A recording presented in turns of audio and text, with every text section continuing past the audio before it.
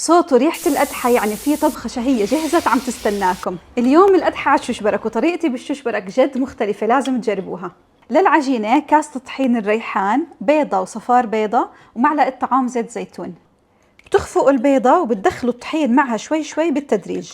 بتعجنوها بتقريبا معلقتين طعام مي وبتتركوها ترتاح نص ساعة. بقلي لحمة مفرومة ناعم مع بصل مدبلة، وأكيد صرتوا تعرفوني بحب أبهر اللحمة المفرومة بالبهارات المجنونة من الريحان.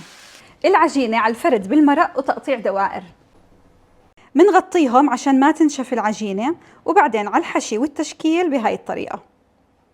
ولخليط اللبن رح أحط كيلو لبن، بيضة، معلقة نشا، وأحركهم على البارد. نطبخه على حرارة متوسطة مع الاستمرار بالتحريك حتى يغلي معكم.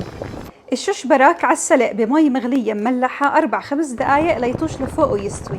منظبط ملح اللبن ومنضيف حبات الششبرك المستوية عليه، وأنا بحب أخففه بمية سلق الششبرك، وبتغلوهم غلوة مع بعض. وللقدحة رح أستخدم قدحة الريحان الجاهزة، فيها كل مكونات القدحة اللي بتحتاجوها. جربوا الششبرك على طريقتي، عن جد رح تلاقوا الطعم والقوام رح يعجبكم كتير أكتر من الطريقة الأصلية. واكتبوا لي بالتعليقات شو في أكلات كمان بتحبوا تستخدموا الطشة أو القدحة عليها. صحتين وعافية.